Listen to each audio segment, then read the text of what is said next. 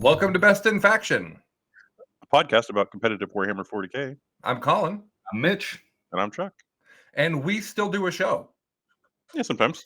I got asked by 2 people in the past week if we still do a show. And I'm like, okay, just because lots of other people are also doing shows on our feed does not mean we're not doing a show. Well, there's a lot of weekly content, so the bi-weekly content, I think, feels a little more sporadic now. I have never been an OG in any other context, though. And now we're the OG podcast hosts here. We're BIFPOD OG. As opposed to that's a very PNG. positive spin on being the old people. Yeah. Well, in the last episode, I made a Vanilla Ice reference, as you both know. And we got a comment that said, I think the reason BIFPOD's my favorite show is because of the references that remind me that they're old like me. Yep. So we're happy to be there with you. Right? So we have kind of a neat show. Doing a bunch of stuff. First of all, Chuck went to a tournament. So we have to hear about that. And that lets us talk about Custodes, which I'm sure nobody at all is tired of talking about because they're not super in the news right now. I'm just going to leave that there.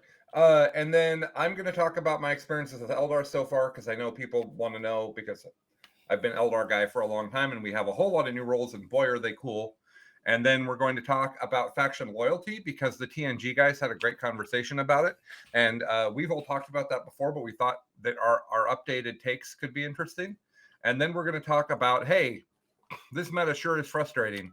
What can you do right now to have fun? And also, most importantly, how do you improve yourself so that when the meta gets back to a more fun place, you're ready to roll? That's our show for today. But before we do that, Mitch, what the heck's going on with you lately, man?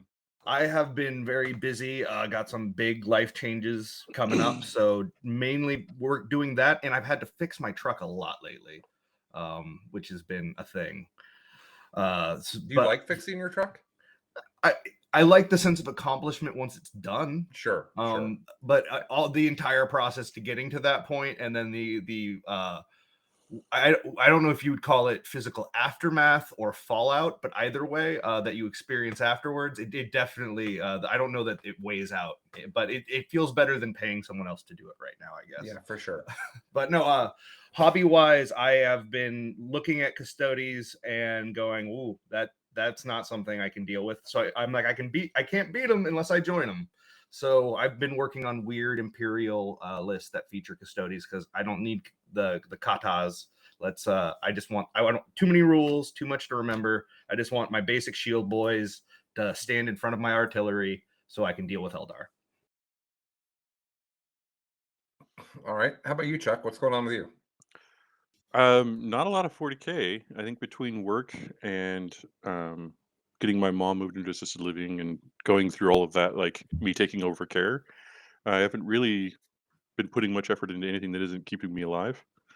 But I did go to a tournament for the weekend where we will talk about how not practicing shows. Right?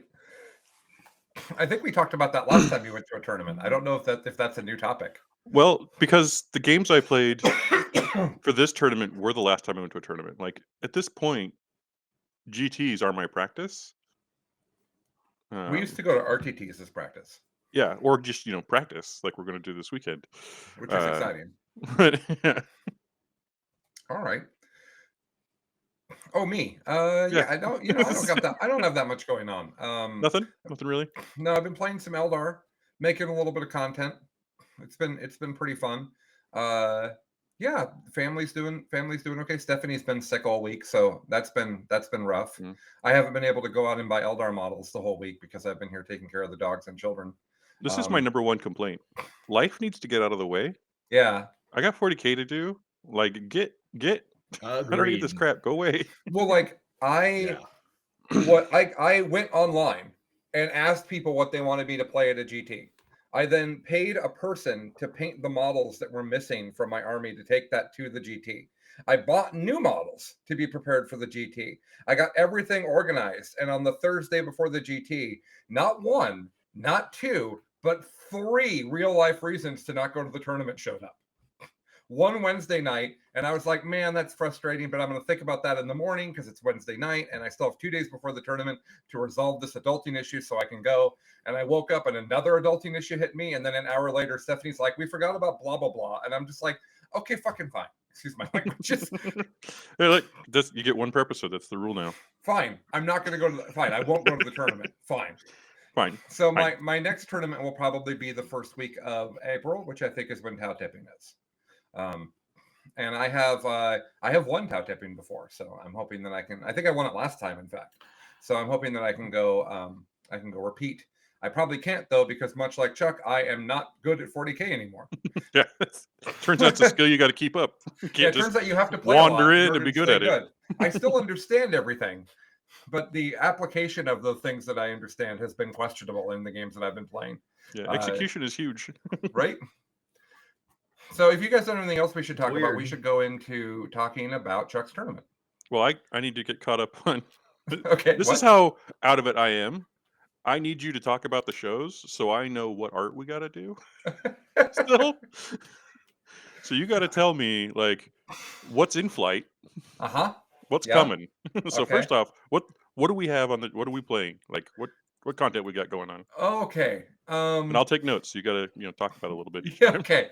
So for those that don't know, we pivoted from just being a podcast to running a network.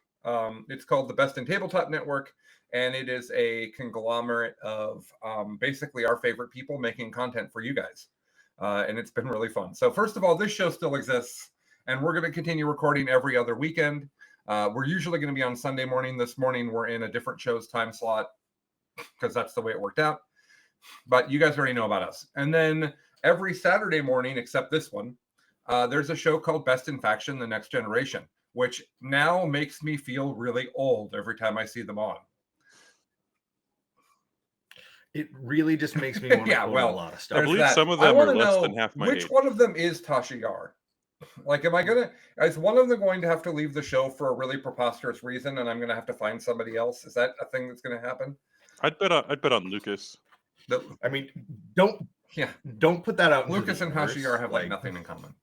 Yeah, but the leaving for preposterous reasons feels like Lucas is the wild card. So the wild card, the orc player, weird. Yeah, right. So BIFPOD The Next Generation is our attempt to capture the enthusiasm we all had when we started getting really serious about tournaments, and I started winning things, and Mitch was winning stuff, and we were kind of doing the new to the competitive scene thing years ago, and people loved that, but we aren't those guys anymore. We've continued to develop and evolve, and also we're not going to that many tournaments right now comparatively. So some younger guys that are freaking-tastic on the mic are doing their version of our show so that we can kind of live vicariously through them. And it's been incredibly fun so far. Someone told me last night that it's now their favorite show and they like it better than ours. And I was like, thanks. I listen to it more than ours. So I don't know. I think it's great that we finally did what a lot of successful podcasts have done and copied Best in Faction. And really, look, they copied that us. format. We learned that copying us was the thing to do, so we copied them. Aha! Your play. Yep, exactly. Yep. No, seriously though, it's cool to see that like there is something that you can only do in your like 20s, which is like that level of pursuit and dedication to just one thing, because there are just fewer things in your life to occupy your time, and you can really engage on that level, and it is really cool to see them just really embarking super hard on that journey and already posting up results. So every Tuesday is the actual statistically most popular show on our network, which is 40K Fight Club. And 40K Fight Club is our weekly tournament coverage. But the way that we've approached it differently than not everybody else, but than most other people, is that we have high-end tournament players that understand how the lists work talking about that. And we also have pretty high-end statistics. We have kind of a team of people that are pulling the data together each week and doing analysis on the meta. And so we're trying to do the both smartest and most helpful version of tournament analysis. And they're doing that every week. and that's Anthony Vanilla, who we call Violence. That's his nickname now. And Innes from Scotland, who's the captain of team, the WTC team for Team Scotland. Well, I actually don't like that nickname, so I don't call him that. You can call him that, and because I know it annoys him. Everybody else should call him that, but I don't care for it. And then Nathan Henning is also on that show, bringing his big old brain and statistics love. And then they have a guy named Cliff who's been on the show as well in the background, helping with data visualization. So that show's been amazing. Starting this week, that show will be in 2 parts, part 1 and part 2, but we'll talk more about that later for you guys. So yeah, I think that one has a logo though, Chuck. Just barely. Just finished it up, so looking beautiful. So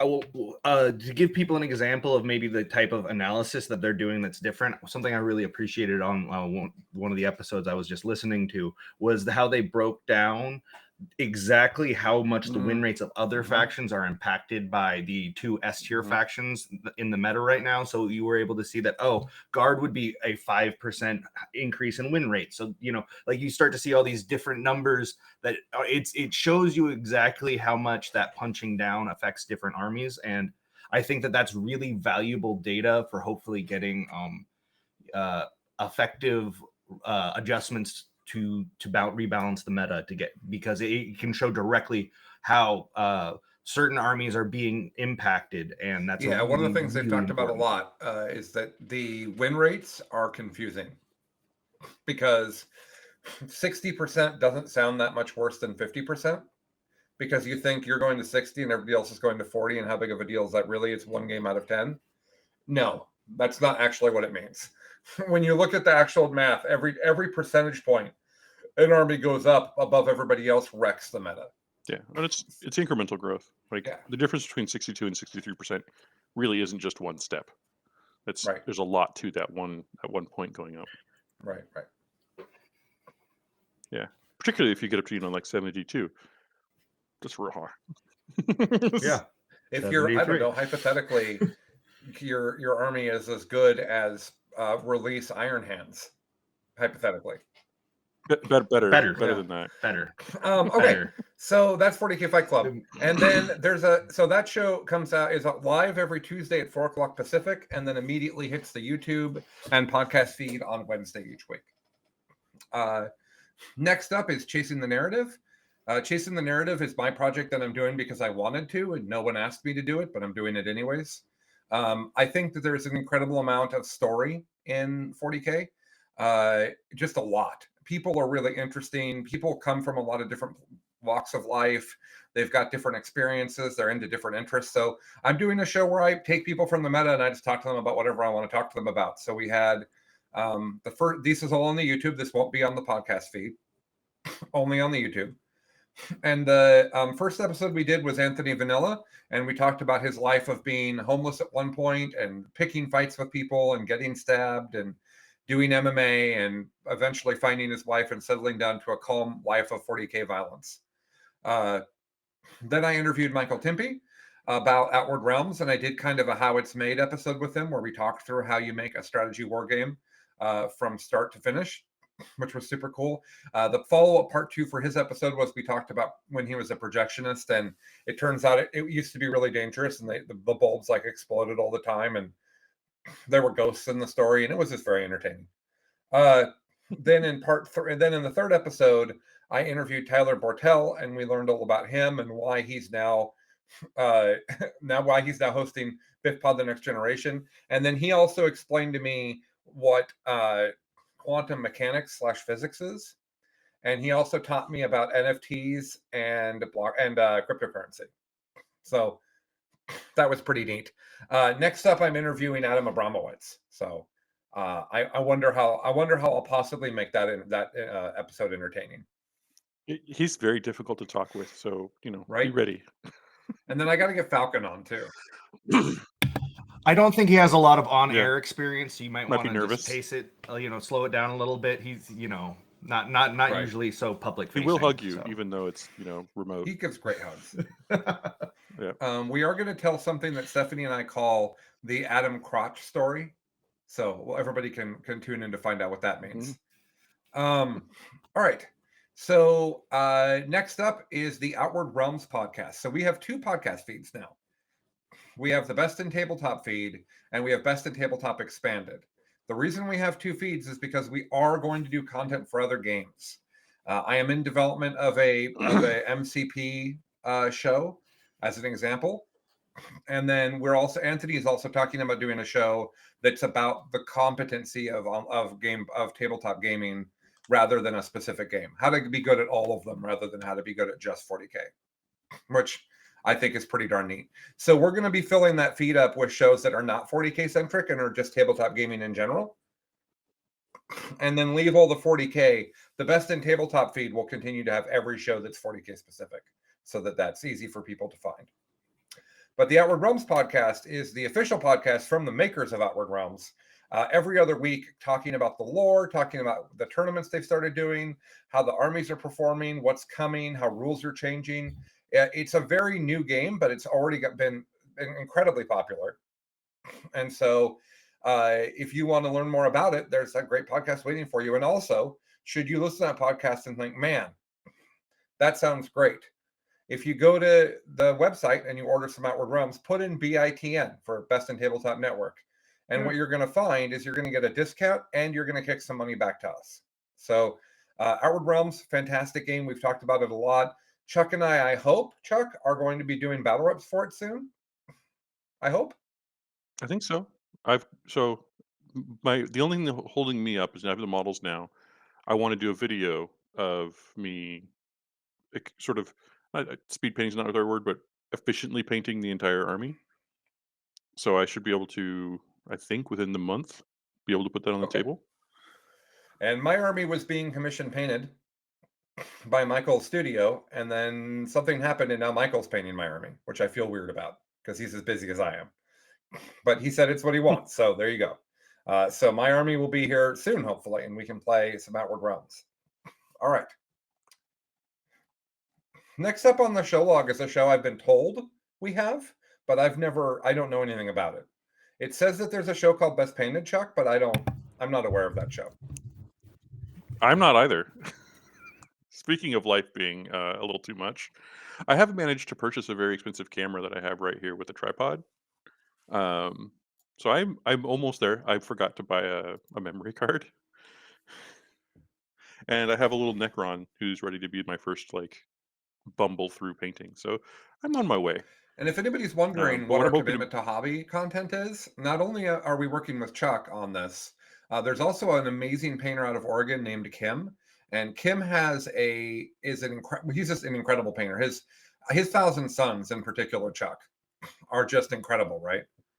Yeah, I love everything he makes is brilliant. So he has the idea that he's never won a Best Painted award. And so he wants to do a Best General Style journey towards winning Best Painted, which I think is really fun. And he wants to do hobby videos along the way as he kind of gets his army better and better following the rubric. I think that's going to be really great. Yeah. So Kim's going to be doing that for us at some point here. And then there's another person that we're talking to, a woman actually, to come do some hobby videos for us on this podcast network of all men. So I'm working on that as well.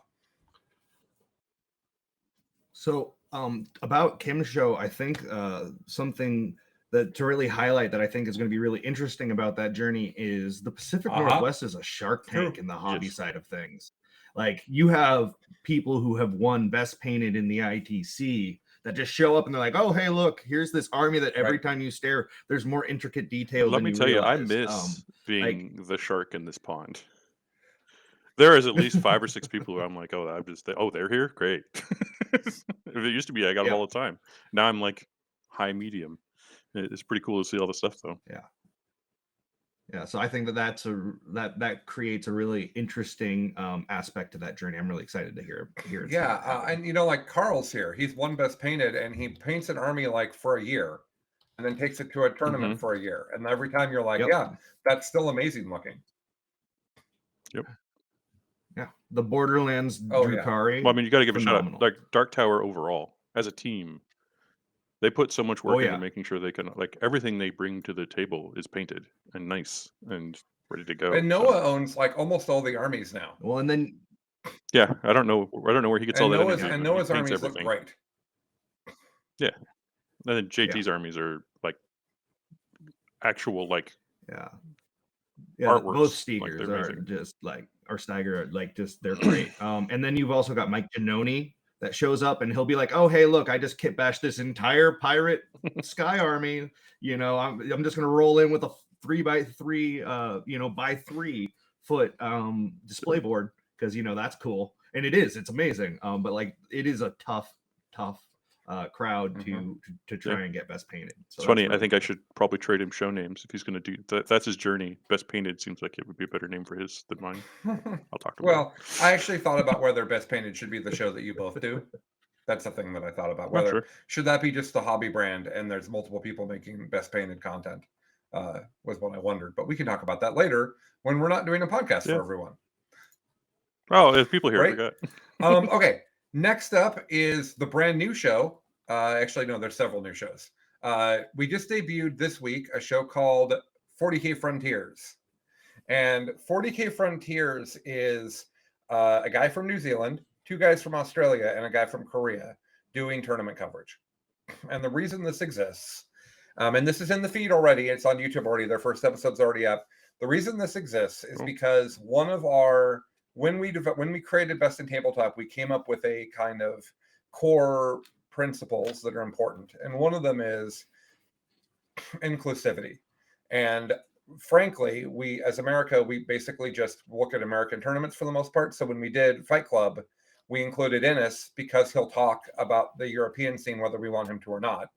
And now we have these guys from across the ocean, the other direction, who are going to focus on the metas we don't talk about. They're going to talk about the meta in, Eastern Australia and the meta in New Zealand. And they're going to interview people running tournaments in cities in Japan and Korea. And we're going to get to hear about the 40K scene that we never hear about. And they're seeing that as kind of a safari type show. So that's why it's called 40K Frontiers. They feel like they're going to be like kind of traveling the world, kind of Steve Irwin style, and being like, crikey. Yeah. I would love to see that. The Australian male hates it when you grab it by the tail. Well, I also think what was something that I'm really excited for about that show is we're going to get new narratives for people who are maybe coming to LVO for the first time, who have been doing really well in these other metas, and we've been able to track them there and really get that story. And I think that that's something that we get a lot of in for the UK and America, but it is definitely less so for those other in the past metas. I've found that a really interesting way to be off meta in the States is to look at Europe or Australia and find something that's meta there that you've never seen before, learn it and bring it, and then nobody's ready for it because nobody pays attention, right? But you get something that's creative and different, but you don't have to put the work in to get there. Yeah. So 40K Frontiers is going to be every other Thursday. It's going to come out. And the alternating Thursdays, we're working on a lore show with Taylor and Falcon. That show's not designed yet, so I'm not going to tell you guys about it, but there's going to be a lore show every other week. We're currently working with the name Lore and Peace, which I like quite a bit because there's no peace in 40K. So then only lore, I guess, is what you talk about. So I enjoy that they're going to do that show. I'm excited for it. So we have that in brewing as well. But we're not done. I forgot something. Oh yeah. So part of the plan here is that we're going to do battle rep content, but lots of people do it, and lots of people do it in different ways. You've got Play on Tabletop, who puts a gazillion hours into making a narratively interesting, beautiful 40K game that's 40 minutes long and just as incredible. You've got the Tabletop Titans guys who are playing games with incredible technology and paint quality. You've got Art of War doing here's how you play at the level that we're playing at. And we were trying to figure out what we can contribute that's different. And so we had the idea. I actually had this idea a long time ago, but we never were able to do it until now. We have the technology solved now. So we've started doing it. What we're doing is we're playing games of 40K. And rather than streaming them and interacting with you guys while we're streaming them, which takes 4 hours, we're taking the game and then we're watching it. The people that are playing it, or at least one of the people that played it, are going to watch it They do commentary over it about what's happening. They tell you the story, but they also tell you what they learned and what they saw. And the first one, went from a 3-hour game to an hour and a half of Chuck and I talking about it. By the way, there's illustration too. We draw on the screen. And I also learned how to make my mouse cursor enormous for the second onward episodes. So you can super see my mouse cursor now. And then the second episode and the third episode are both my first games with Eldar, and because they're my first games with Eldar and I played against armies people know incredibly well, I did the commentary by myself and just told my story, and it took about 30-40 minutes to do that. But in that, you hear me say, this is what I should have done differently, this is why, this is what I'm seeing now, this is what I didn't like about my list. Like, you're really getting the level of analytical processing that the three of us do after we play a game of 40K. It's also helping me kind of get my chops back, because I did stop playing for about 3 months, and the missions changed during that. And I don't find the new missions that easy so far. So that's been happening as well. So we're going to be creating a lot of content for that very quickly. In fact, I have another game that's Gene Stealer Cult versus Admech that's in the hopper waiting to have commentary added to it. And then Sunday, tomorrow, we're playing at least 2 more games to get up there as well. So that's good. We don't have a name for that yet. The 2 names I like. Let's see if the comments will help me. The 2 names I like is Bit Bat Rep, because it's best in tabletop, and Bit makes it sound like it's smaller. I also like Chat Rep. I think Chat Rep is kind of fun. So if you guys like those names, let me know. If you have a better name for our new Bat Reps, that'd be great too. Maybe you could do my work for me. That'd be awesome. I'd appreciate that. So that is, other than I feel Mitch like doing Codex reviews. I feel like, yeah, that too. But I feel like we're distilling the games. It's a game distillation, and we're also distilling the amount of time it takes to 40K get to Brewmasters? enjoy the game. So I think that's probably already taken. That's the podcast for people that play 40K and homebrew beer, which I would not be surprised if those 2 things crossed over, because Mitch, making your own beer and alcohol is like really nerdy, right? Like it's like a lot of science and thinking about it, or no? I mean, you can get super nerdy and technical with it. Absolutely.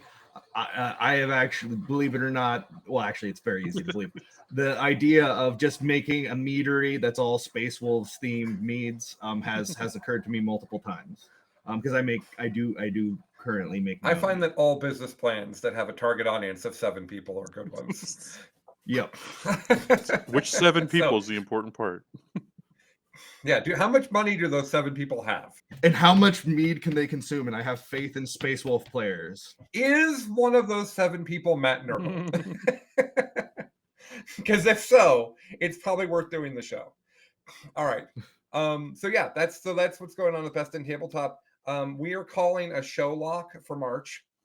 I'm not allowed, says the rest of the people doing it, to add additional shows until April 1st, which I think is completely reasonable. But we're going to keep doing all the shows that we just talked about at a pretty quick pace. The big thing you guys are going to see over the next week is, right now, the only way you have to support us is our Patreon group. It's great, but all our Patreon group does is put you in the Discord. So if you don't want to be in the Discord, you don't have a way to support us, really. Also, while that's great, that's never going to scale to the degree that we're looking for. I don't think 1,000 people are going to join that Discord. Maybe they will, but I don't think that's the way to really scale this. So what we're going to do is we're going to enable what's called memberships on YouTube. Memberships on YouTube is going to allow us to make just as much content as we can. Some of it you'll have to be a member for. That'll be a monthly fee, completely separate from the Patreon group. So your options are going to be: do I want to be in their Discord and talk to everybody? Do I want to watch all of the content on YouTube and not just some of it? Or do I want to do both? Those are going to be your options for how you support us. We'll also have merchandise. If you like the new logos, that'll be happening as well. So this week we're going to go live with that. Here's what's going to be gated behind this membership area. First of all, you're going to have Fight Club, I don't know why I called it Art of War. Fight Club, it's not Art of War. They're very different shows from each other. They're not the same at all. You know who's great? Art of War. They're our friends. Go check out their stuff Okay. too. Go check out Art of War. They make really good content. Okay.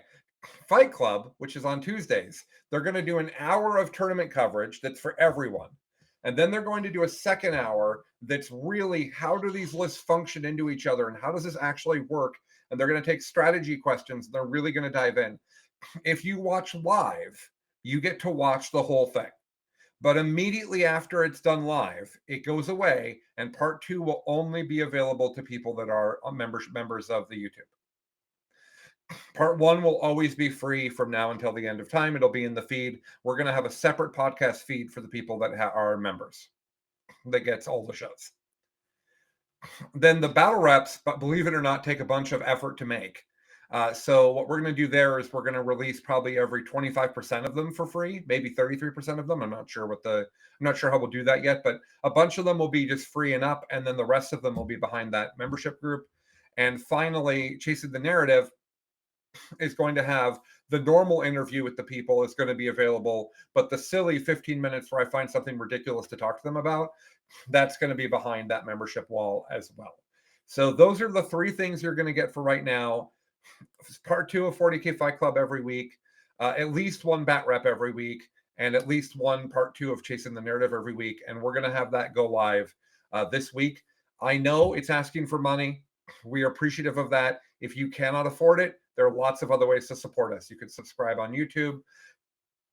You can subscribe to the podcast. You can tell your friends to listen. You can comment on our stuff. That actually helps us quite a bit. When you leave comments, it helps the algorithm on YouTube and helps other people find us. So lots of ways to help us. I really appreciate everybody's support as we're on this journey. And I think that is enough on Best in Tabletop. How'd I do, Chuck? You good? I think so. It looks like I'm behind 2 logos and staring down 6 more. So here we go. 6 more? Yeah. That's a lot. Who would come up with this many things to do all at once? I don't know. Somebody needed to be locked down for a month. Yeah. Colin, you can't go to tournaments, but I need something to do. But I need things to do. Okay. So, Chuck, will you please tell us about your tournament experience with Custodes? Yeah. So I went to Pecking Order this last weekend. It's a local GT. Chase is TO. He's just getting started on this. I think this is his second GT, and I don't know how many RTTs he's done. He's doing a great job, though. Big shout out to Jason Bird for helping him out, getting started in that, but also like supplying terrain and stuff. So to me, between Jason Bird's events and Chase's events, you have the typical Northwest 40K scenario, like terrain and stuff. It's pretty strong, lots of obscuring, good situation. I went in looking at this from a perspective of like, I've played a little bit of Custodes because I happened to be working on a Custodes army when the book came out. It's like, oh, I have a really powerful army. I should play with it. I did not have the meta pieces. I don't have any Forge World things, that kind of stuff. So I built an army that I was hoping could interact with Tau based on what people had told me Tau did. And I watched a battle report of Tau. I haven't even read them yet. And then I also thought, like, other than Tau, the other big piece is going to be Custodes. So how does Custodes beat Custodes? So let's do an army list. It's going to take a while, so sit in. I've got a whole 8 units. I've got Trajan because that dude is a beast for 160 points. But Chuck, how many different kinds of units are there in that 8? 4? 1, 2, 3, 4, 5, 6. That's 7. I've only got 1 repeat. Oh, okay. I'm sorry. Yeah. I apologize. Trajan. Yeah, take that. The Imperial Demon Prince. No. Okay, look, I've played with Demon Princes. Demon Princes should be. I hope Demon Princes are somewhere near that when they're available to me. So I got Trajan. He's amazing. His suite of warlord traits are great. His presence on the table, his survivability, his ability to just destroy things. I don't know how you would not play with him. On top, I should mention first off, sorry, I'm playing Solar Watch. This is the +1 to advance, +1 to charge, and fall back in charge group. Then I've got a shield captain on Dawn Eagle jet bike. This guy's running the tip of the spear. This is the reroll ones to hit and to wound when he's charging. -1 to be hit, 5+ feel no pain. And he's also got the Castellan mark, which gives me the ability to redeploy 2 units. And then I have my most controversial pick. I have a unit of 10 Custodian Guards with the blades and shields, 5 Prosecutors, which are the Sisters of Silence. I've got the Banner guy with the -1 to hit banner. And then I have 6 bikes with salvo launchers and 5 bikes with hurricane bolters. I didn't have time to change the modeling on those. I would have probably switched all of the bikes to missile launchers if I had had the time to do it. I didn't, so I did not do it. But we'll talk about it in some of the games. But the hurricane bolters actually came in pretty handy here and there. So it's hard to say what I They're would do not or not. bad. Mhm. I think I would actually do mixed units of like, Oh, really? here's a bunch of missiles, and then I've got one guy with a hurricane bolter. That guy could be the first to die if it doesn't matter. But if it matters, he'll be the last to die. Oh, that's smart. Yep. Something like Yeah. that. I like that a Yeah, lot. I think there's some versatility there Yeah. that can be explored. So let's talk about Is the bolter guy cheaper too? 5 points. 5 Well, points. still. Yeah. Yeah. It's a little bit, right? It's Yeah. definitely with Custodes too. You get such big points chunks that if like your list comes out to 2005, it is not always easy to figure out No. what you're Yeah. going to change. I'm actually having that problem Also- with Eldar as well, where it's like, Yeah. oh, I'm 30 points over. Okay. So my reasoning, my thought process here was off a couple of games that I played with Custodes, is the unit never dies.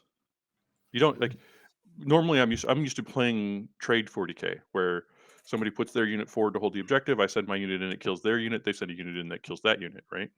Custodes short circuit that game because they put their unit forward. I go in, I kill their unit. They retaliate and they kill 2 or 3 or 4 of my CP instead, and I lose maybe a guy.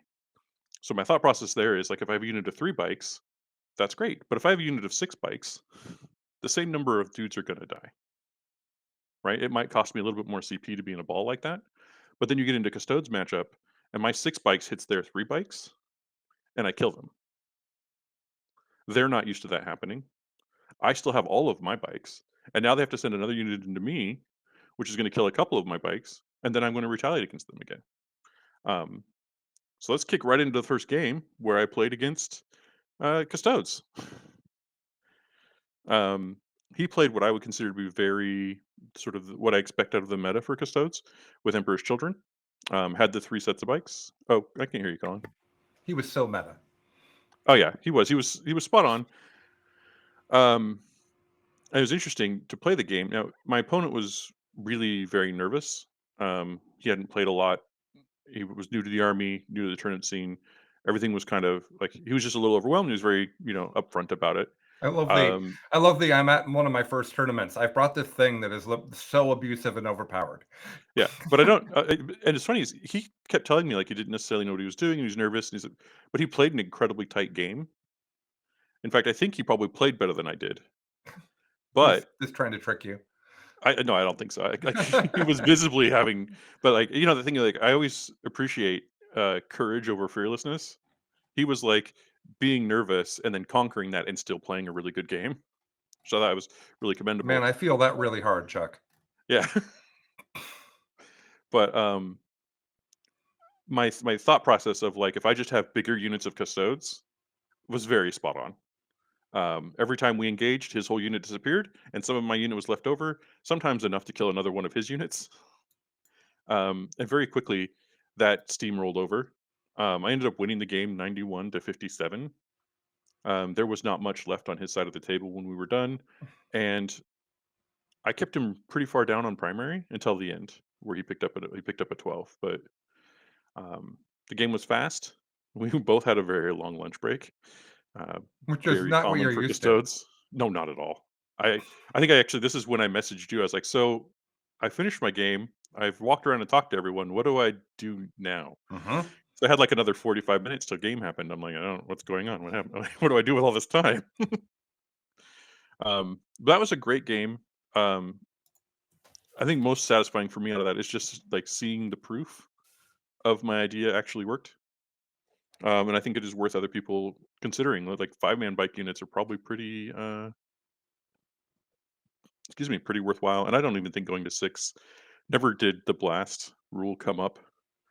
It's so rare with like 6 that, you know, like 11 if is really somebody what has a matters. blessed weapon, well, if somebody has a blast weapon and then they roll a 1 or a 2 for the number of shots, then suddenly it makes a difference. Right. Um, If they have a it, 1 die blast weapon, right? Because didn't they make it awful for 2 die blast weapons? even if it's 2 dice, they still have to get a 1 or a 2 in the total for it to matter to go up Right. to 3. I think plasma interceptors, which are actually probably pretty decent right now, that nobody's paying attention to it, are the only thing that really has the volume of that making a difference that I would be I concerned. think they're 65 points a bottle right now. hmm I've been looking at chaos, so like what you just said to me is that they're like the Okay. best thing ever. They kept going up in price. I think the last time they went up an additional 5. I don't remember exactly how much they are, but it's a lot. Yeah, 55 points, 60 points, something like that. It's a lot for a dude. yeah. So I finish that game out. I take my incredibly long lunch break. I eat some of the you're captured at a hotel food, and I just sort of hang out. Round 2, I get paired up against a local who's just getting into playing Zeech. He's got a split army between Zeech demons and Oh, they Thousand want to know Suns. why. They want to know why plasma inceptors would be good right now. Oh, Custodes don't have -1 damage, and they're mostly T6 or T5. So you're coming in with a weapon that's doing 2 damage, enough AP to get to their invuln, and a large number of shots. So even if they do say you can't use your rerolls and you can't, you only win me on 4s, like they spend all their strats, you're still going to get some damage in on them. And the difference between 3 bikes and 1 bike is massive. Well, and Dark Angels can make that 3 damage. Oh, sure. I hadn't even thought The about other Dark thing to Angels. consider here is people are complaining basically nonstop that you can't build for Tau and Custodes at the same time, but I think Oh, you yeah. totally can. And I tell you that Strength 8 minus 4 AP, 2 damage is really good into Tau as well. So, right on the back of that, I would tell people that if you are an Imperial player and you're worried about dealing with Tau, Custodes, and Eldar coming up, go look at Xenos Inquisition psychic powers, and then look at how you can make a character untargetable Mhm. with your own Custodes model. Oh, thank you, Mitch. I happen to be running Draxus. I totally skipped over saying that to my list. I have Draxus Oh, with there we Psychic go. Fail. Yep. Her And job is either Psychic Interrogation or hang out on my backfield objective and cast that power like her life actually depends on it. our somebody is pointing out that you do have to be careful because no rerolls does just kill all your people. It doesn't kill all of them. Kills like half. If But you you roll don't a have 1 on your to. first gun, you don't get to shoot the second gun. It's one of the reasons why people aren't playing with them Oh, yeah, anymore. and you have to do them slow. Yeah. You don't have to overcharge, True, depending on but then they where don't do you're. 2 damage. Right, then you're killing like maybe 1 Custode bike instead of 2. Right. You have to make all kinds of choices there. Yeah. I don't think I would be more interested in 3-mans that sort of trade, because that 3-man's going to trade. It's not gonna last. You also could bait out the buffs when one place to the other. Anyways, let's move on. Yeah. So my game 2 against the local. He's playing Zeech, Zeech demons and Thousand Suns mixed together. He's got Aramon, a brick of I think it was 10,000 Suns rubrics, and then a brick of 10 Terminators. And then he brought a giant pink horror blob, a couple smaller 10-man pink blobs, the Lord of Change with all of the durability Did you stacked just on. hug him? Did you just hug Yeah. this person? I hugged him and I gently set him down at the table and I said, "This is going to be one of the most valuable lessons of your life, but it will not be one of the most pleasant." Don't play chaos. They never have good rules. Is that the lesson? No, the lesson is let me show you how to play this army, because literally I have played all of this. And like he didn't have reinforcement points, and I was like, dude, you have 30-man pink horror unit. Well, let's you need to get some more. This is how you use reinforcement points. We went through those Hurricane Stormbolters. Just like, hey, I moved out. Well, he went first. He teleported his Terminators behind me Oh man. and then failed his charge. Uh-huh. He was even smart and moved them so that they weren't in Tanglefoot. He found a spot that I let him have that didn't have Tanglefoot, that let him, and he just missed the 9-inch because that's how life works. Right. So I killed that on the first turn, and then shot the shooty bikes up and killed half of the pink horror blob, and then charged in, kill another blob of pink horrors. So like on turn 1, we were done. I had killed the majority of his army and his output. So we kind of like from there turned into a here's what you need to know. Here's some things you could do. Here's ways to try to abuse Aramon, who continued to fail him, even though I was showing him precisely how to do the best he could with him. He's just like, I'm going to roll a 2 for a charge every time. But that game was quick. It was fun. And then again, I had a long break. Mm-hmm. Going into game 3, I played against Tau. This was triple Storm Surge, one big blob of Crisis suits with all of the guns, and then a smaller bodyguard Crisis suit, and the commander who does the punching. I want to talk about Storm Surges for a second, Chuck. Yeah. Because I looked at this list when you were playing it, and I went to some of my Tau friends, and I'm like, this is confusing. Is this effectively a list that has 3 knights and still has room for 3 devilfish with guys inside of it and a hammerhead? And they're like, no, these aren't knights because they shoot better than knights and they're 150 points cheaper. Oh, they're But also more durable. You know what they don't do? What? Punch. They don't punch like a knight. True. Is that the big takeaway from your game? They there's also a couple don't have fly. takeaways. That's true. I never got one wrapped. Not that knights do either, but knights can just walk over you. Yeah. But one of the things they have is the countermeasures, so that they can use the Overwatch strat for free. Mm-hmm. So if you only charge into one of them, they do sort of punch like a knight, because when you Overwatch on 5s for free, you do a lot of damage where you go in. Yep. Anyway, we set this up. We were in quarters across from each other, and he set up very, very forward with the Storm Surges, and so I just mimicked that deployment. When I got the redeploy, I moved my 6 missile bikes as tight as I could into one flank and measured it out. They could move them into a ruin, because I think a few episodes ago I talked about how I just completely forgot that you could shoot Titans through walls.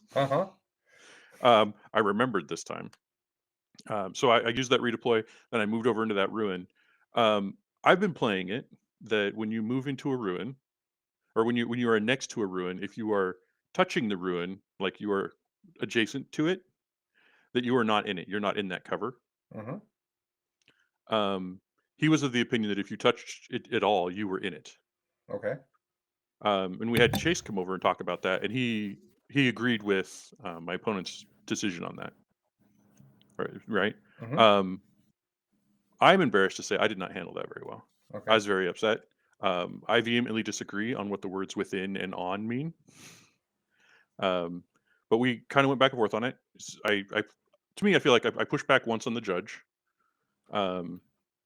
He said, no, we're going to stick with it. And I'm like, okay, I accept it. I move on. My opponent was nice enough to say, let's measure it and make sure you could make that work. And if it could, you can move it, which I thought was incredibly nice, considering, because I was kind of being a baby, and I regret how much I was just like, what? My whole game, because my game was over, and I should have just like internalized that for a minute and then continue the conversation, but I didn't. I was just sort of doing the panic, like, yeah, which I hate that, right? I never want to be that person, but right. Also, a great example of why that pregame talk about how you can handle terrain and all that stuff is really important to have in your pattern. It's interesting because I don't do the pregame talk, but one of the reasons I do that is I just decide I'm going to be accepting. And in this case, I didn't do the pregame talk, and I wasn't accepting, and that's that combo doesn't work out. I bet you apologized. No, yeah, you have to. Yeah. Knowing you like I do, I bet you apologized. Oh, I apologized, and then I was on my best behavior for the rest of the game for sure. And he was very nice. Like, he's like, no, it's fine. Your intent was this. If it works, it works. Don't worry about it. Right? He was just curious, right? So I don't like that, but I'll do better next time. So I shot my missiles from that spot, and I charged my 10-man unit of guys way up into the table, and then I popped them with the Sally Forth banner and said, hey, you guys can advance the charge. And they charged into a Storm Surge. He killed like 4 of them on the way in. Wow. That hurt a lot. Yeah. But those Storm Surges, they're serious business. I should have spent the CP to stop him from re-rolling. I didn't understand that he would have re-rolls, and I should have asked. It's being incredibly new. Like, this is literally sort of my first experience with Tau, so I learned a lot. Yep. But I got into that combat. I did some damage to the Storm Surge. He killed another one in combat, because if you step on a guy, it hurts. And then from there, he came back at me, and he launched his 8 unit crisis suits past the 10-man blob with that you can advance 8 trait that his commander has, and shot out all of my characters, except for the banner. The banner was like, no, I make 4-up saves. That's the end of the story. So when I was done there, I had my 2 units of bikes, I had the banner, and I had 1 guy left from the 10-man unit. Hilariously, at this point, that means he has not killed anything. On my turn, I switch into the kata that makes it so that if you want to fall back, I can do a dice check with you, and if I roll higher than you, you don't. This is my second mistake of the game, one being kind of a baby. Second, this only works with infantry. I didn't understand that. I didn't know that. So like I was holding it with bikes and stuff. We didn't know it. We didn't notice it throughout the entire game. I was telling the story later that night with people, and they were like, bad news, buddy. I went and checked with him in the morning. That all worked out. Everybody who was caught by bikes escaped. The only people who didn't escape were in combat with the banner. So like, it didn't change the state of the game, but I felt bad. I'd already been not the best opponent, and then I had to come in the next day and be like, hey, I'm sorry. Even more screwed up stuff. But anyway, I'd overextended. He overextended to take advantage of my overextension, and my bikes charged into all of his crisis suits and just killed, just obliterated so much of it. There was like 4 or 5 crisis suits left when I was done. He retaliated against that, and then I retaliated back again, and I killed some of the big guys and then finished off the crisis suits. So when we ended the game, he had his captain and he had his one storm surge left, and he tabled me on 5. But at that point, the score was 73 me, 29 him. I didn't let him stand on primaries. He got a 4, and then he got a 12 when he'd finally tabled me with 2 models, because I was on none and he was on 2, right? In that game, I think, again, I prove that the big blobs are really powerful. Because I could say, like I said, here's a 10-man, you have to deal with the 10-man, and then I can spend the strats on both of them on that 1 unit. And so you can't reroll against me. You can only wound me on 4-ups. I have my 4-up invuln save. I'm in my -1 banner, right? And all of that says you're not going to kill this unit. And if I can focus all your firepower into where I'm strong, I can make your firepower wasted and stage for another round. And so I feel like really strong in this meta, and there's probably a better way to do it than I've done in my army, is that like I have a giant blob of Custodes, and I'm going to force it on you, right? Like I'm going to shoot my unit of bikes right up into your deployment zone. Next turn, they're absolutely going to charge you. You have to focus them. I'm going to spend all my CP there. So that was pretty good. Then we again got to leave a little early. I hung out with the Dark Tower guys for the evening. Finally, I actually went to sleep.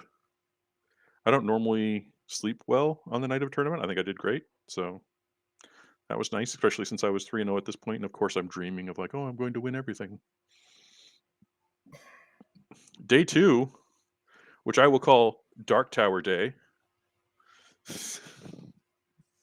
I get to play one of their newest, this way, one of their newest players, and he's playing Crusher Stampede.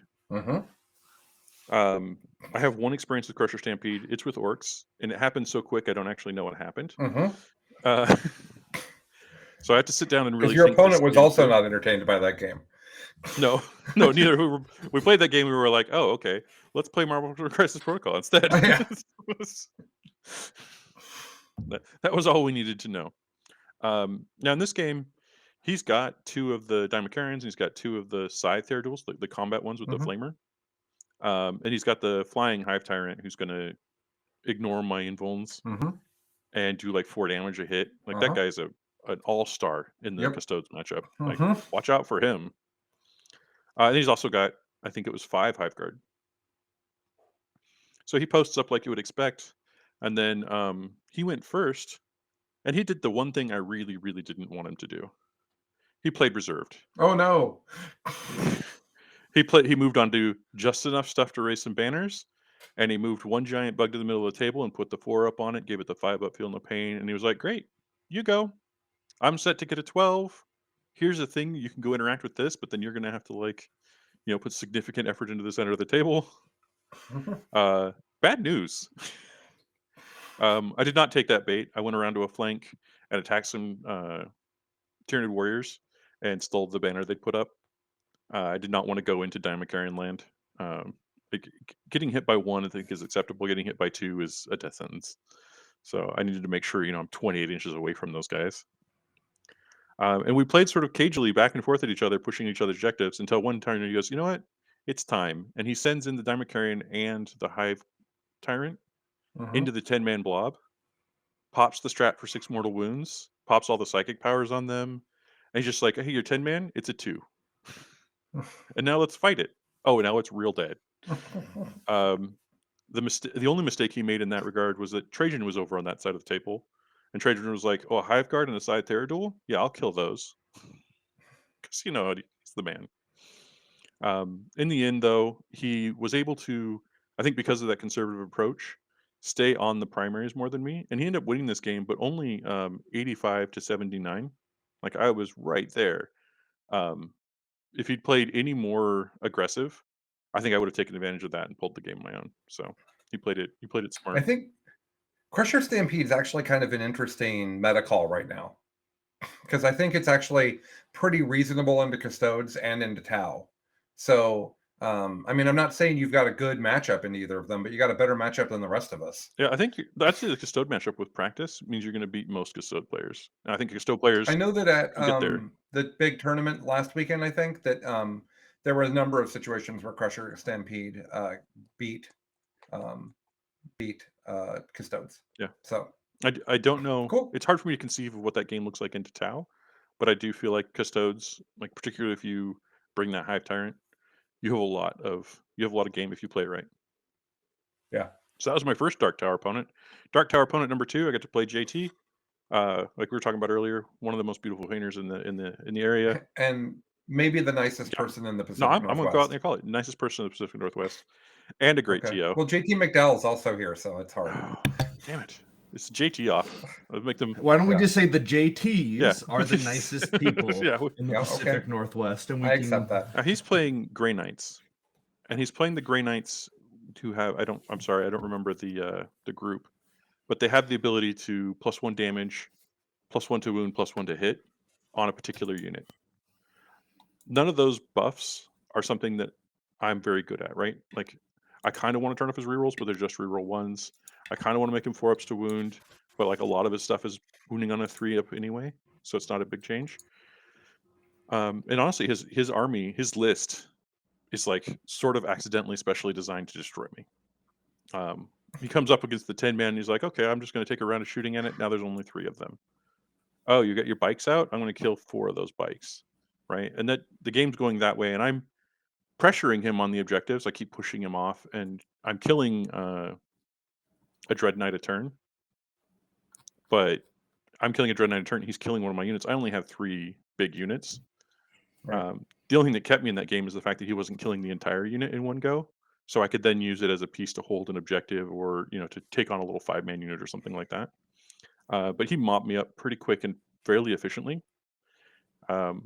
I do think if I'd gone first, I'd have a better chance at it. But I'd say in both cases, list-wise, things are in his advantage. And then JT's regular practice partner is Noah, and he's playing Custodes. So JT knew more about that match than I did going in. And he has Noah as a teammate to like discuss, right? So they, I'm sure I was up against a lot more knowledge of what that game was about. And I think I held my own pretty well. I lost that one, but only by 10 points. And I would say that's a pretty good weekend. It's a 3-2. It's a strong 3-2, right? I went as high as I could before I got to a 3-2. And there's only 16 points in the delta of both games I lost total, right? Like, it's very close. I think Custodes are incredibly strong. I don't think anybody could really disagree with that based on the numbers we have.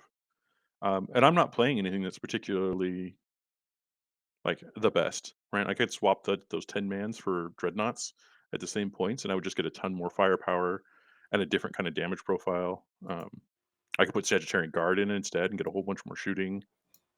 There's tons of things that could be done. Right. But I'm a big fan of the Buckler Venatari with the Misericordia. Like, it's a really, really great setup. I can also see myself running 15 bikes. Just like, I got 15 bikes and a banner and a lord, and here we go. Like, there's tons in that book, lots of different ways to play.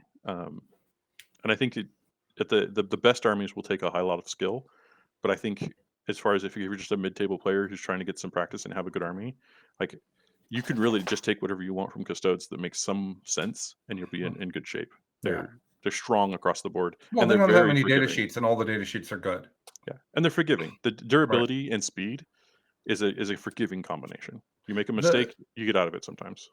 In the Custodes games I've been playing recently, especially all the games of Mono GSC I've played into them, I think the problem with Custodes that we're running into is that their durability is so off the chart that what happens is if you make a plan and your math, basically your dice don't do average on your plan, you can just lose.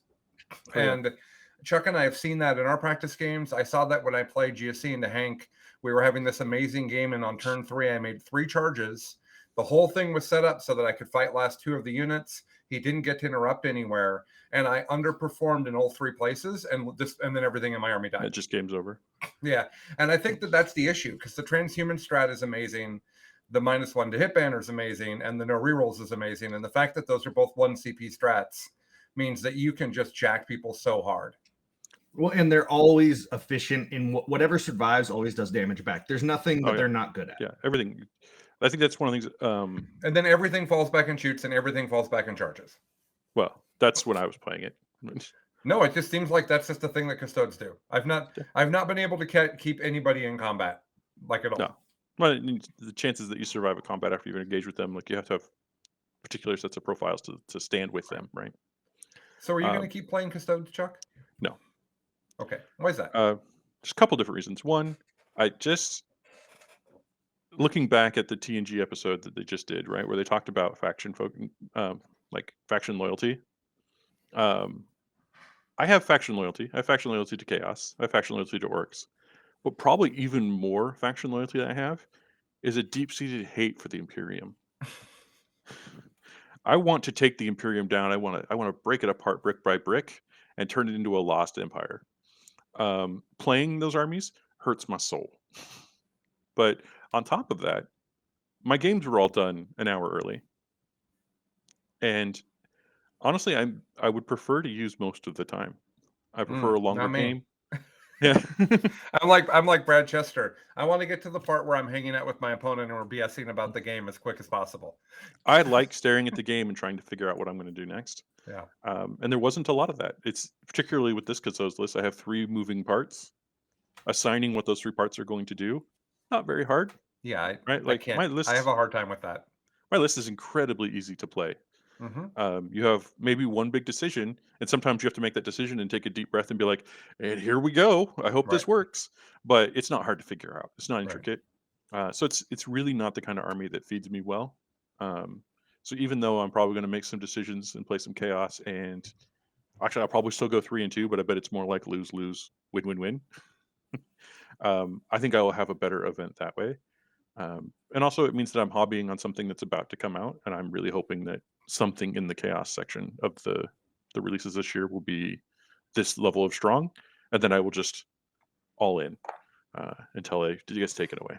That is the best segue possible into the faction loyalty conversation. Right. Here to help. Because and my opinion's changed on this, and I'm super curious to hear if Mitch has it all.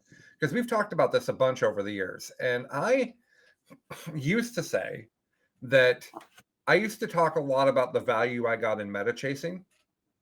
I'm pretty good at picking up an army, and I used to talk about how jumping from army to army teaches you a ridiculous amount about the game, and I don't feel that way anymore.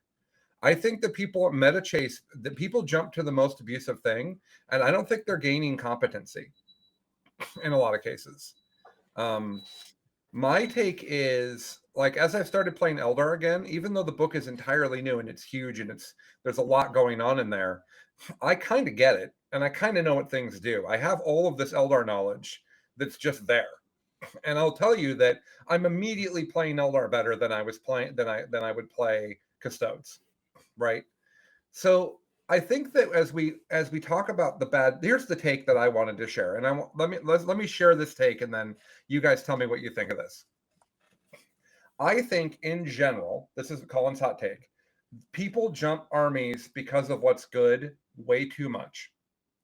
I think the only situation where that really makes sense is when you are a person who wins like a third of the tournaments you go to. Like, if you're that level of person and you want to win everything, if you're Art of War, as an example, John Lennon has to pick an army for every tournament that can win the entire thing, and he's even likely to do so.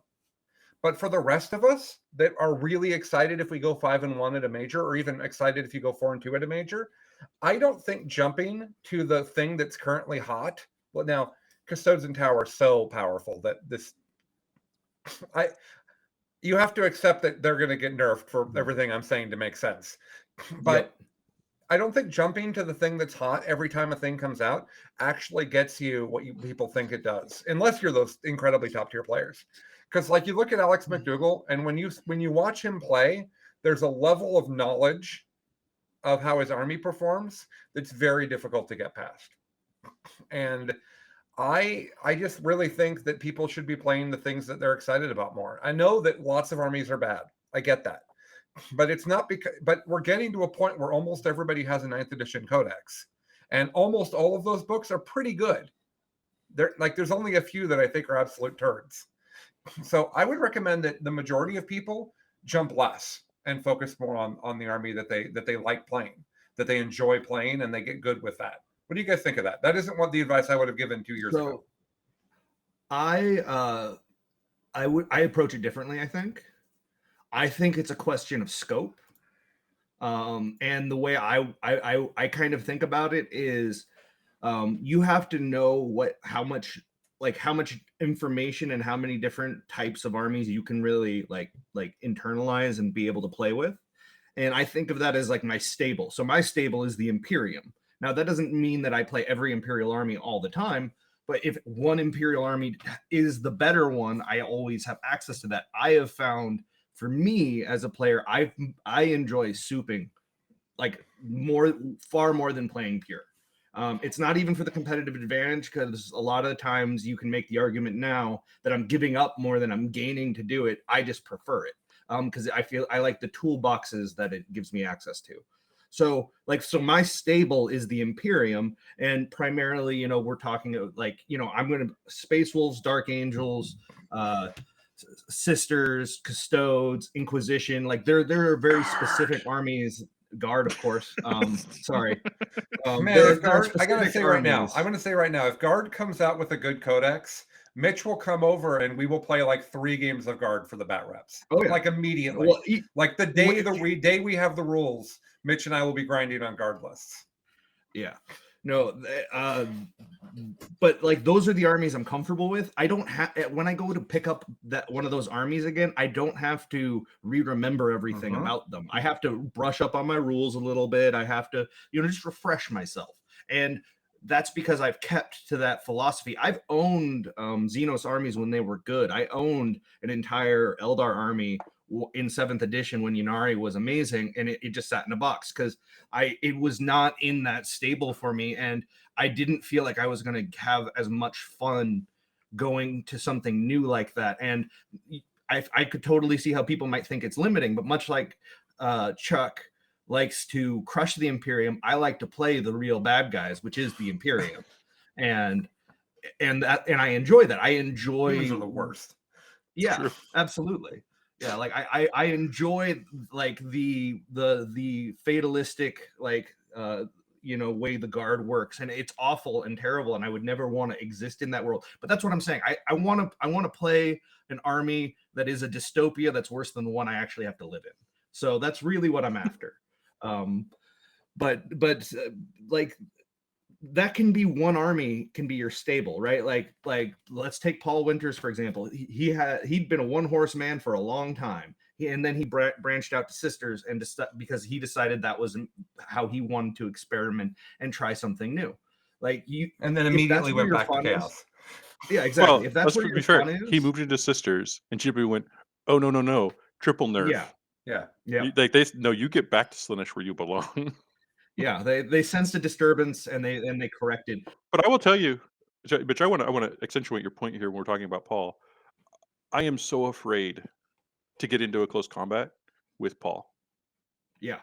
He knows everything, and he knows how to play every piece of it. When I can, I try to shoot him to death and engage one of my units into one of his units Mm-hmm. because I do not want any sort of brawl happening because he will outplay me there. And that's because of that loyal. Like, he's practiced that Absolutely. thing so much, and I Mhm. know like he's practiced it enough that when I play, it changes how I play because I know I don't want to allow him to use that skill. Mhm. Like that's He's been working out one muscle. yeah. Like That left arm is strong. yeah. So, Chuck, I thought Well, that's from I something thought your else. segue was really interesting because you effectively said, and I'm going to paraphrase this and tell me if this is what you meant. Mhm. You effectively said, I think that 3 and 2 is what I'll do at a tournament, and 4 and 1 if I try hard. It's completely capable no matter what I take, so I should take the thing I like. I think so. Okay. I think I'm going to land in the winning record. I think our meta and my amount of playing right now means I'm not winning anything. I'm not winning a GT unless some random weird thing happens. So why don't I play the thing that feeds me the most? Mm-hmm. I'm definitely moving from a super competitive player who's trying to up their skill level to this is my time off of life and I want to have the most fun at this event.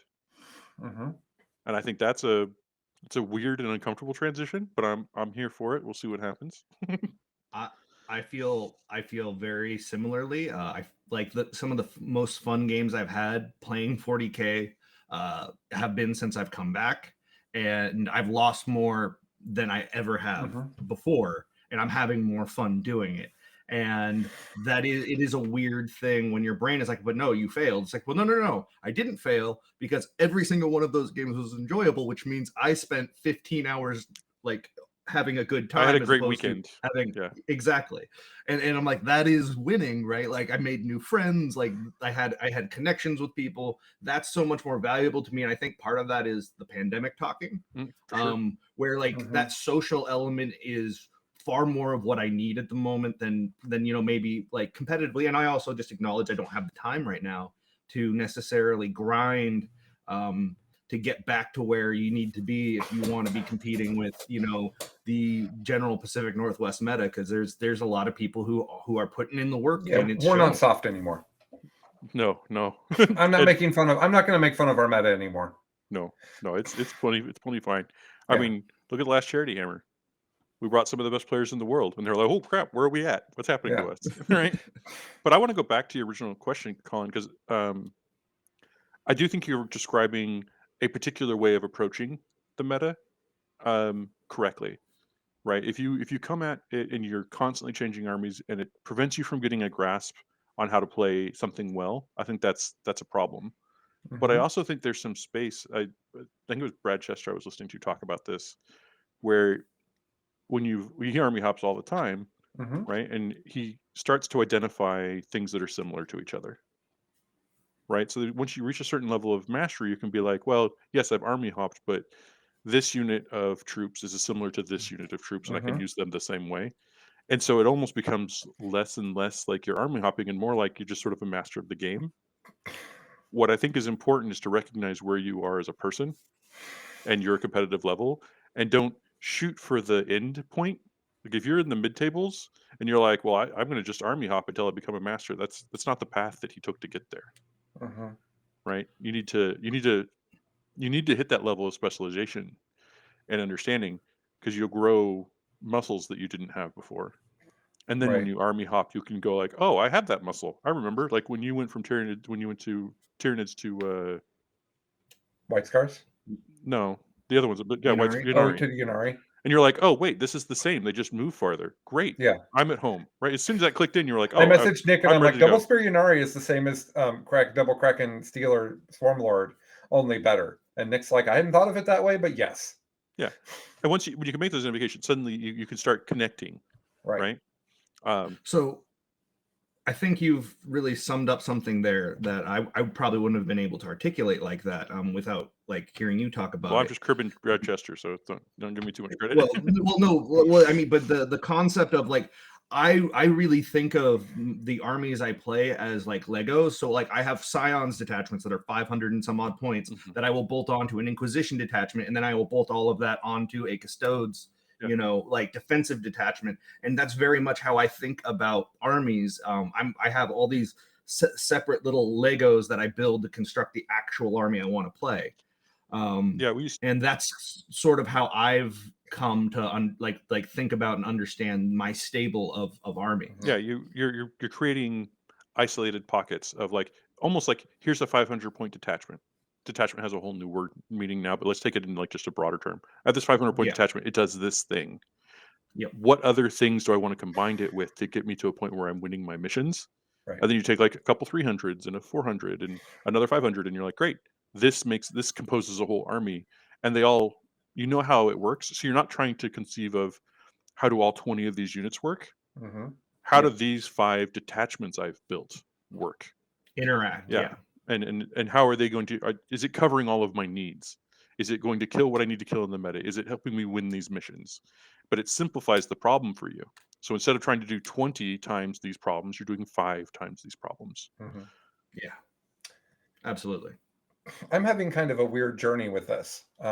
There's 2 different things that you guys talked about that I want to share some feelings on. And one of them is I spent my life having the world's greatest memory. Maybe not the world's greatest, but I certainly had a better memory than everybody around me. And so when it came to 40K, I was able to utilize that to remember everything. And about, I don't know, 2 years ago, my memory stopped. I don't have the memory I had before. I don't know if it's because I'm old. I don't know if it's because of COVID. I've had a pretty difficult mental health journey in the last few years. It could be that. Could be the new medicine I'm on. But I got to tell you, I don't have the memory I did before. And as I jump around armies, and this happened at that tournament I took Templars to, where I just forgot basic things. Like I just messed up basic game plan things because I was playing an army that I just didn't have the experience with that I needed. So one of the things I'm thinking about is, how does that work for me? I don't think I'm at a point right now, especially with Best in Tabletop going, where I can jump around like I used to.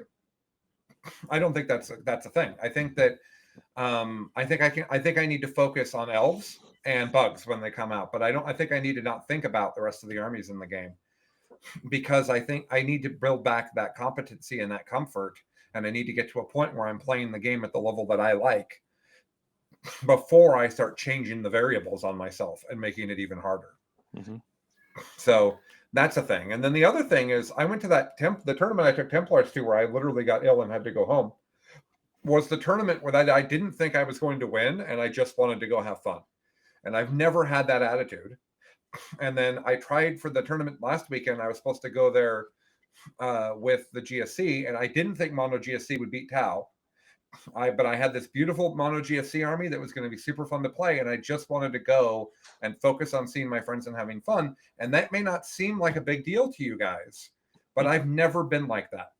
It's a full 180 for you. I have never gone to a tournament and not thought about the path to victory. Mm-hmm. I've not gone to a tournament and not been in the realm of winning it for a gazillion years at this point. Not a gazillion years, but like I'm a name that could win the tournament at every tournament that I go to except LVO. And so that's what I'm used to. And so I interpret these tournaments as, what do I have to accomplish to succeed? What do I have to take to succeed? How do I have to play? And then every round I'm trying my hardest, and I'm trying to do that path. And guys, I don't have an in me right now. Yeah. And there are other people that are younger and have more time and are even better, fine, that are winning the tournaments right now that I'm not even going to because I'm so busy. So I really have to figure out how to get that part of me to just enjoy playing the game like I do when we're playing here, when we're making battle reps. It's a thing that we're all talking about.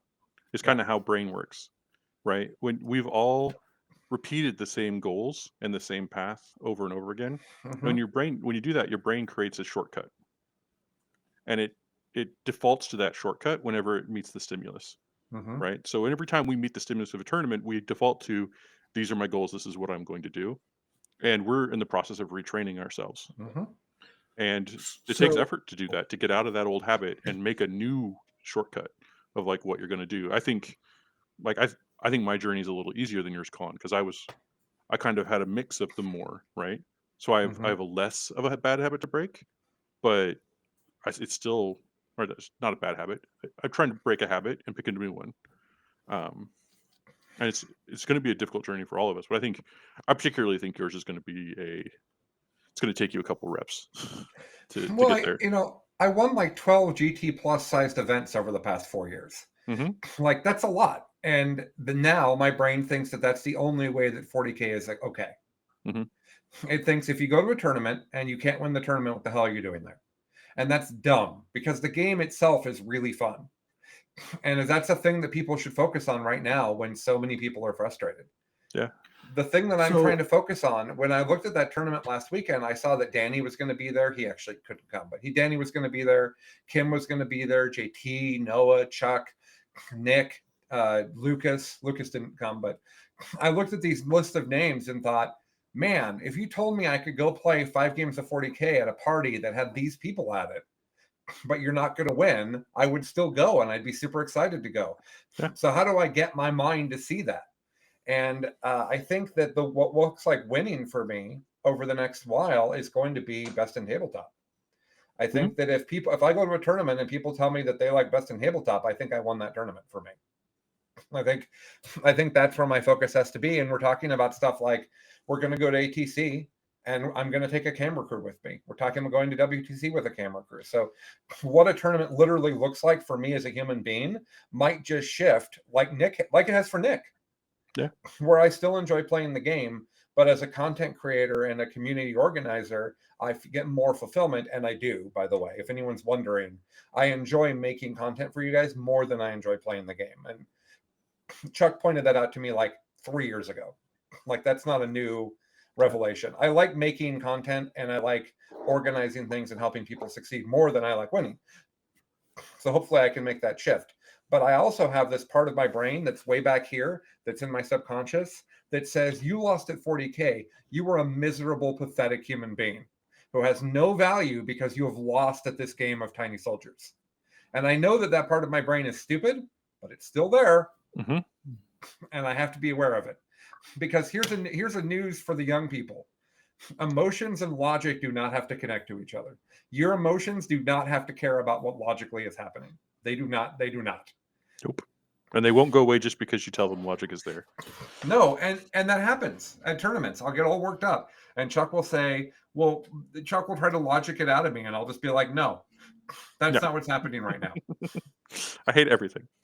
Yeah. And we've been at tournaments before where I'm 4-0 and want to go home. Right? Mm-hmm. Where I am so done and so burned out because of how hard I've pushed myself that I don't have the physical, I don't have the mental health to be happy going into my 5th game. I actually think it's really interesting. This last tournament reminded me of it. I actually think some of the tournaments where I've had, I don't want to say best anymore. I want to say tournaments where I've had the most fun and enjoyed myself the most are tournaments where I have lost game 1. And immediately my expectations are set to whatever, I'm just here for fun, right? Right. Or where I have won all 5. And Uh-huh. either won the tournament or got 2nd or something. That space between I'm almost there and I can reach it, it's uncomfortable. Mm-hmm. That's it's the idea that second place is first loser, right? You're like, I'm so close, I have to make it now. Well, your opponent is the same way. Somebody is going to have to deal with that. And I think dealing with those feelings and still performing is a skill. And it's one that you have to build up, but it's hard to build up because you have to get into the winning position over and over and over again to build those skills. But I think that's one of the hardest things that 40K has. Yeah, well, and I'll say one thing about that, Mitch. Let me say one thing about that. One of the things that hit me hard with this self-awareness realization I'm sharing is that I shouldn't play 40K at Charity Hammer. Yeah, you always say that. We but said then that you want to last play year. 40K. No, but that realization has hit me like a ton of bricks. Mm-hmm. That is not the point of Charity Hammer. Is not for me to play 40K. Anyways, go ahead, Mitch. It was originally, but it's not now. So I think a lot of what we're talking about here is adjusting both expectations and our one's perspective of the reality of where you're at, right? And those are again, going back to what Colin said, those things do not have to be connected. Your expectations are in no way, shape, or form tied to reality unless you choose to calibrate them that way. Right. So And changing um, expectations isn't as simple as saying like, "This is what my goal is this time." yeah, You have to no, actually absolutely. grind that into yourself to change your I thinking. I I think that I unintentionally, well, not unintentionally, I didn't recognize exactly what I was doing. But I did this with the Dread Knight Dance Party. I said, this is the list I'm going to play. I'm going to hone it. I'm going to refine it. This is what I'm doing until LVO. Just, I'm not playing anything else. Mhm. Just to limit the expectation, because every tournament I went to, I'm like, well, yeah, I could win with this theoretically. I can just roll 4-ups, but there was no pressure to win because I'm like, I know I'm not playing the optimal version of the list. I'm playing something I like, I created, and I'm going to enjoy it. And I knew I knew I was playing a competent, good, strong list, but I also knew I wasn't trying my hardest to win. So I took that expectation off of myself, and I forced myself to kind of accept that by going slightly suboptimal. Right. Do you think you also like? To me, making that like I am doing this has had two impacts on me. One, where I will often then refine that to a place where it's really really strong. I saw this a lot when Orcs 8th Edition, right, where I'm playing the giant blobs of orcs and the ludas and everything, and I got it right to where I wanted it. Like every point in that list was perfect for me, and I knew how to do all the things. Right, you get there, then you also have kind of a simplification of what you have to pay attention to. You only care about the meta as far as how it interacts with this list, right? Like you kind of narrow your focus. Yep. I think that's something with less time to spend that's really valuable. Mhm. Well, and I also scaled the size of the army and the complexity of the army to where I felt my mental state was going. Yeah. I was going to be able to not be overloaded at the tournament, right? Like, and that's the other half of it is like you can be like, hey, I love guard and I want to play, my custom painted penal legions that's just all dudes running up the board. Penal But like legions. if if He said if penal yep, I did. So if that is stressing you out though because you're running to time and you have to play on a chess clock and like it's just creating this franticness in you, you're not going to be as good of an opponent as if you were playing something that let you take your time and not feel rushed. Now if you can play that and have fun with it, great. I love high model count armies when I have the time to practice and be good with them, but that's going back to the expectations versus reality thing of like what we're really talking about here is how our expectations have been one thing for so long and how the reality of our life has really changed the outcomes we're experiencing because we haven't adjusted our expectations yet. I think it's going to be hard for me to accept. Like, I don't care if I'm the best at 40K, but I do care that I'm very good. I care that I am seen, and I care that people see me as very good. Like, that's important to me. So I think that there's going to be a place where I'm at going forward where I'm competent and people know I'm a good opponent and they know it's going to be a good game. And maybe I don't win the events, but everybody knows that I'm right there. And I think that's going to be where Colin ends up. One of the best compliments I've ever received in my life, I think, of 40K is I want to say I was 2-2 and we're going into round 5, I think it was. It's a faded memory, but that's the kind of idea. We're in the middle tables, and I get paired up and I go to my table and Jeff Robinson is there. And he looks at me and he's like, okay. He's like, I'm 2-2. Why do I have to play you? Like, this should be a rollover game at this point, and I come over here and you're here.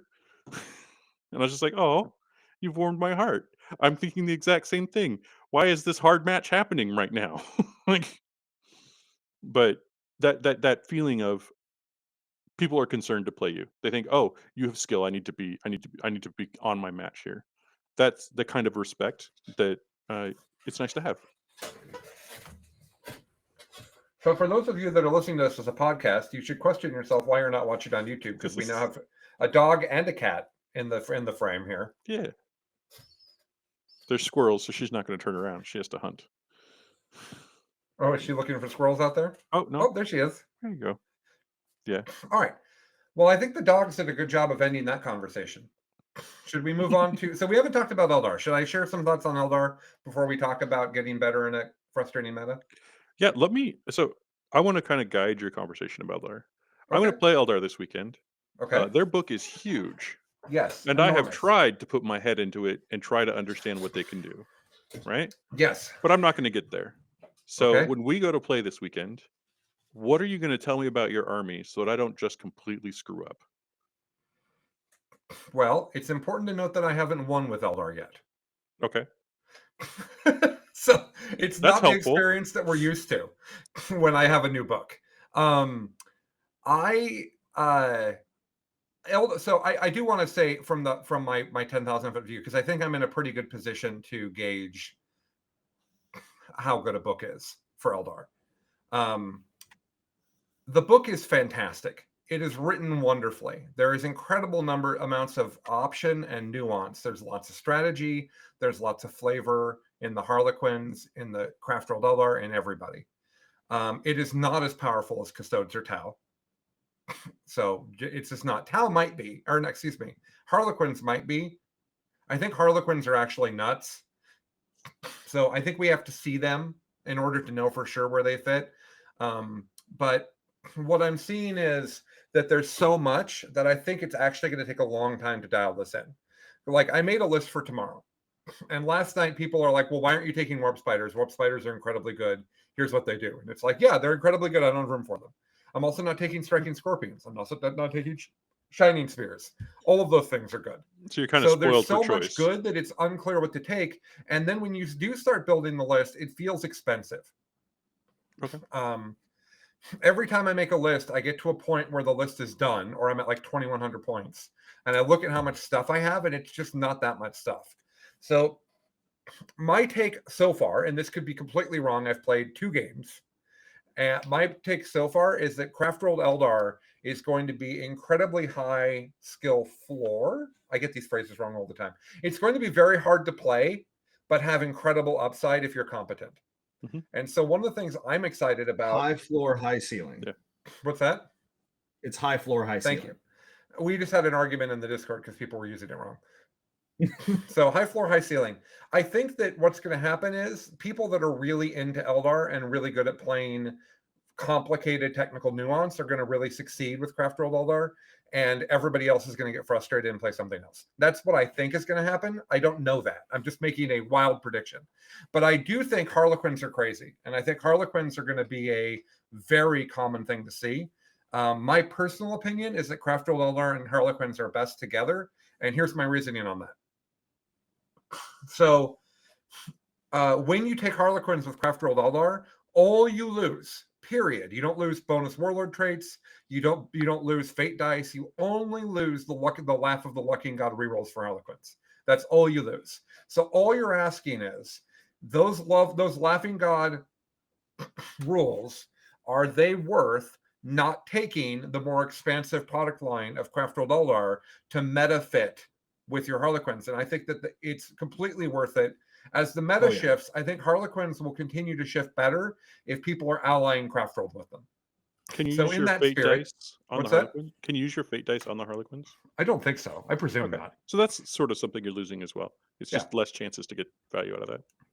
Right. So now the one thing from the Harlequin book that is absolutely unacceptable is the gunboat. Yeah, It you is- showed me that. I was like, It oh, is my 90 goodness. points. It is incredibly durable. It shoots 2 shuriken cannons. That's 6 shots, strength 6, AP 1, 2 damage. And it shoots a big gun, which can shoot 2 shots at strength 14, AP 4, 2d3 AP 5. damage. Or it can Yeah. shoot like a million smaller shots. Like, it's crazy for 90 points. And Mhm. Europe has 3D already decided that or- you just or take 9 of something them. like that. Yeah, I think so. Yeah. Like, I looked at it and I was like, oh, you thought orc buggies were bad? But here's where we're at. Here's where I'm at in my career, in my 40K career. I'm not going to buy 9 of them. No. I'm going to play 3 and build an army around that's good. Yep. Because I don't want to spam it. I'm not interested. I mean, I'm sure that's great, but it's not going to be satisfying for me. And I'm going to spend a bunch of time hobbying boats that are not going to end up being useful, because I do not believe that the list will be 9. Well, it won't end up. What you're saying is you don't think it'll stay. I don't. Do you feel like this is going to get nerfed? I agree with you. And you don't want I to don't be think putting it'll pass effort into the it, next quarterly balance. If what I think is going to happen is going to happen. which means if you put all that effort in, you'd play maybe 1-2 tournaments with it, and then put it on the shelf, and it's not Mhm. worth all of the the cost to you personally to make it happen. No, and I also think that a balanced list will beat that list. Is the other thing. Mhm. Thinking about the mirror, I think you can prepare for that list as you're building your elf list. Mhm.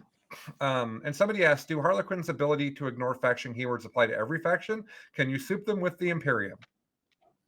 Man, that'd be a hell of a thing. No, sadly not. What the I mean, rules say, we technically have one Harlequin that you Yeah, can take with there you go. sisters. So I guess who's so. that? There's a couple of characters who always hang out together, and it's a sister battle and a Harlequin. Kygil or Kygil Okay. is his name. To answer his actual question, the way the rules work is you can take a Harlequin's detachment with Drukhari or Craftworld, and it does not hurt that army. There's no rules about being able to take them with Tyranids or whatever. Yeah, and it doesn't open you up to having Craftworld, Jakari, and Harlequins. There's also a really weird nuance because of how the stratagems are read. That Craftworld Eldar, let's say Craftworld Eldar is your Warlord detachment, and you have a Harlequin detachment, you can spend to get extra relics and Warlord traits on the Harlequins, which is important because they can make Mhm. fairly ridiculous beat sticks. But Yeah. Drukhari are not allowed the same thing. Drukhari still get power from pain, but they are not allowed to use the stratagems because of the way the wording works to get warlord traits and relics on their Harlequin characters in that situation. So it's a little bit unfair, but I will tell you that the lists that Anthony's been talking about that are Harlequins and Drukhari together are insane. So Harlequins are like, yeah, we also like to be in boats. So the Drukhari and us, we're friends. It's Would fun. you like to go back to Jakari good stuff? We got this, but we're Harlequins. Yeah.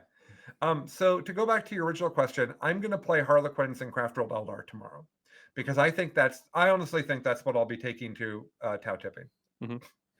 So I got to start figuring that out. And I don't know what I'm going to tell you about it because I haven't finished doing all of my research. But the general gist is I have a unit of 3 boats. I have a Harlequin detachment that's basically just so I can have the Seer that says, hey, everybody around me is -1 to be wounded, and everybody around me is -6 inch range. But I'm not going to do that part. I'm going to instead say everybody around me is -1 attack, and I'm going to use the Warlord trait to extend that to a 9-inch aura. Mm. So I'm going to have the Shadow Seer with a -1 attack aura for 9 inches. And that Shadow Seer is going to be like, hey, these gunboats and the 2 boats with 2 beat stick Harlequin squads in it, all of that's going to get my buffs, and then it's all going to run forward. The gunboats aren't going to run forward. And what I'm going to do is I'm going to spend the game hanging with the 8 Wraithblades Collins brought. And the idea there is you've got this Wraithblade bundle with this Shadow Seer standing in the middle of it with a 9-inch -1 attack aura, and the Wraithblades in this list can have a 2-up, 4-up, 2-up armor save, 4-up invul, -1 damage, -1 to be hit, 5-up feel no pain. So don't shoot those. Don't shoot those. All the things. I actually am not taking protect, so they won't have a 2-up in my list. Oh, phew. Like there's no room for the number of characters you want to take. So then you've got this big unit You'll of have fate Wraithguard. dice to pass armor saves. Oh yeah, and I'm absolutely going to have 6s to autosave the Wraithblades all the time. Yes, it's fine. So all of this big ball of Wraithblades is going to move up the table, and if you charge it, I don't have fight first, but I'm incredibly durable, and you have -1 attack. And then you have the best kind of fights last. When you're done, we'll kill you. Yeah, exactly. And it is the Axis too, which is kind of fun. So it is strength 7, AP 3, 2 damage or something like that. So the Wraith, they will kill Custodes. Do they have shields too? Yeah, I'm doing shields. Is that the 4-up invul? Yeah, exactly. Okay. So they have a 3-up, 4-up, -1 damage. They have that natively. And then what I'm taking is powers that are very easy to get off because I'm playing Oathway, that allow you to do all types of crazy stuff on them, basically. All types of defensive buffs. And also LFR, to give them -1 to hit for a phase is 1 CP. Like, so what I'm hearing you have is you have your line backing line, right? You have your Wraithblades are going to keep me from going and interfering with your shooting. You have strong shooting behind that. The Harlequins are going to shoot out and screw with my primary and try to put me in a bad spot where I have to engage you. Right. How are the Harlequins getting there? Well, they're in boats. Okay. Can they move, and can they like truck boy out of a boat? Or do you have to just... No, they can't. But if they kill you after getting out of the boat, they can get back in the boat. Oh. So that's pretty cool. Get back in the boat, big boy move. Yeah. And I'm playing light, which also has the ability when you charge me, I can just move 6 inches away from you and make you miss your charge for 1 CP. Ooh, that's yeah.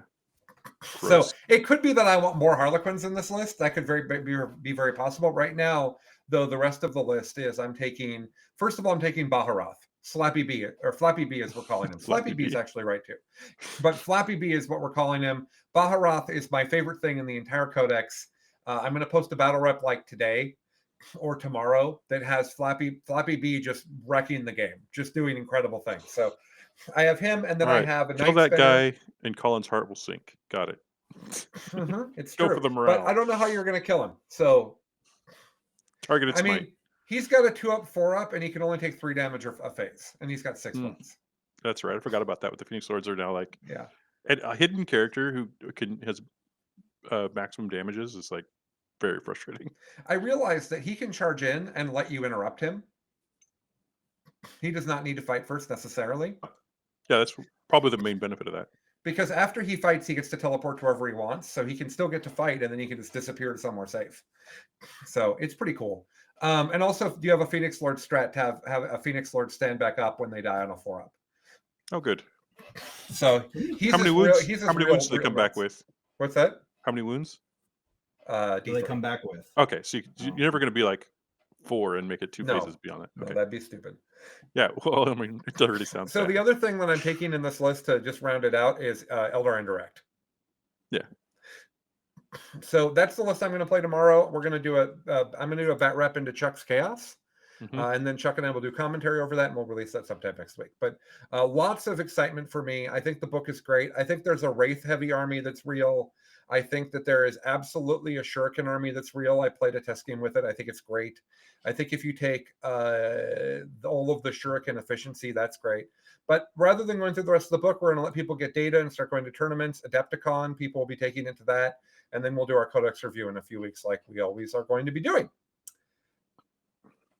Okay, final topic of the day. It is known, especially for those that listen to Fight Club, that Custodes and Tal both have win rates higher than even the triple repulsor Iron Hand thing that got emergency nerfed in 2 weeks. They are broken to a degree that is unreasonable. They will have to be fixed. Right now, I think it is a waste of your time, unless you're playing one of very few armies. I think it is a waste of your time to be spending effort on practicing into those armies and list building against them for most people, because your army will simply not do what you need it to do, and you'll just be frustrated. So what I think you should do instead is come up with some goals for yourself. Like, I'm going to focus on getting better right now. The meta is going to get nerfed, and then it's going to be my time to shine, I think is a better way to approach it. So one of the things we haven't talked about in a while is, what do you do when tournaments aren't the thing that is the best use of your time for getting better? And they may not be, right? They may be, they may not be. So I have a list of things I came up with, but do you guys want to go first? Like, what do you think people should be doing right now to capitalize on this little bit of time before I'm sure GW will address Tau and Custodes? What should they be doing? I set myself a new kind of goal, which I've discussed a few times here in the podcast in passing, but let's talk about what it is. It's not a goal of how well I'll do or how much fun I'll have. I pick a skill. Like at this last tournament, I wanted to focus on reusing my units.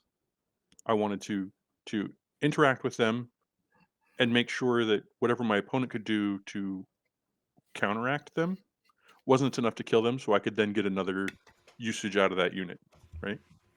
And that's a skill, that's a particular kind of execution. And I think practicing execution will make you an incredibly strong player. You can listen to other people talk to you about overall strategies, about lists, but when it comes down to it, executing on the table is the last piece, and often the most important piece of whether you get to win at 40k or not. So if you just pick kinds of execution, like maybe your army has a couple, you're playing Genius or Cult, you have a couple different kinds of fight last, and what you're going to do is you're going to try to set it up so your opponent can never really interact with you in close combat because you're placing the fight lasts in the right spot. Pick that and go, this is what I'm doing this weekend. And every game, I'm going to try to put my opponent in a position where they stop and go, well, crap, I can't interact with you this turn. Um, I think that kind of execution excellence Hmm. will carry over no matter what. And even in the course of a Anthony, tournament, you can learn a lot. for sure. Anthony actually talks about that in his Chasing the Narrative episode. Hmm. So the thing that Anthony's excited about is micro efficiencies. He was talking about fighting, and that throwing a punch is actually really complicated. Yeah. There's a huge amount of things you have to know. There's a lot about how your body's positioned. There's lots of things you have to be doing to do it well. And he was talking about how throwing a punch in 40K is like, I'm going to play and this matchup's bad, but I'm not going to make any mistakes. Like, this matchup's bad. I'm going to play the very best I can. And if I lose, well, I played the best I can. Right. And I think that's and he focuses on things like, did I wrap there? Did I move this unit incorrectly? Did I rod in the right spot? Like, he looks at all of those individual nuances and rates himself on those, so that at the end of the game, even if he loses, he can look back and still feel good. He went 4-2 at the tournament.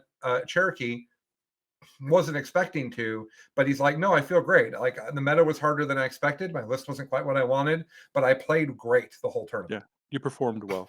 Yeah. This is one of the professionally, when I'm managing people, when you do the same thing over and over again, right? You build a process, you build a path. One of the things I challenge my people to do in the course of a process, like if you're like he talked about throwing a punch, right? And it took like 24 muscles, and there's all these steps to it. Yeah. One of the steps you want to make sure you add in is, how did I do, and what am I going to do better next time I do it? Uh-huh. So that and that becomes part of the whole process. Mm-hmm. It's actually one of the things I really learned from this podcast. By going back and reviewing my games, I stop and go, okay, well, what did I do in that game? How could I do it better? And if you only increase like even 0.1% every time you do something that you do regularly, it won't be long before you've increased 5%. Right. And then when you're increasing another percent on something you've already increased 5%, that's more than 1% now, right? You start building, and you start cascading into high skill. And that's where you reach mastery, is when you get those. I like to talk about it. If you can increase something 1% and you can do that every time you do it, it won't be long before you're the best. Right. And there's a lot of skills that you can get to a point where they're just never a problem again. Yeah. How often do I leave a hole in my screen for you? Yeah, I think it's hilarious. Would you go like, "Oh, you have deep strikers?" And I'm like, "Don't worry about it. You're fine." Like, I've been watching. I was gonna remind you if you forgot, but like, it's not that you forgot. You live that way. Yeah. Yeah, the certain skills you can hone to the point where that's just how you are. Like, screening is actually the skill I would recommend people hone in this time. Eldar are going to be super mobile. Like deep striking, disappearing, coming back, like, it's not going to stop being a thing you have to deal They with. can also guarantee their charge out of deep strike. Yeah. They can have an auto So- 9 out of deep strike, which nobody else has in the game. That's important to know. My sister's a Give battle. me one but okay. second here. I'm going to grab what I would recommend people use to All practice. right, Mitch is grabbing it. Yeah, so one of the things people need to be ready for is that Eldar can just make 100% chance to go 9 out of deep strike. These. If the camera will actually show. You got to put it next to your face. There we go. Yep, there we go. Okay, so these are 18-inch circles with 1 inch added in the middle for a base. And you can take a bunch of these, if we can keep it in camera. Hello. Nope. They're large circles of cardboard, people. Yeah. Yep. They're just large circles of cardboard. You can cut they're them not out of hard any to box.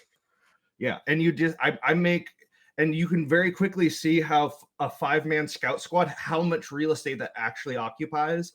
And once you practice enough with the circles, you're able to visually space out things a lot more effectively.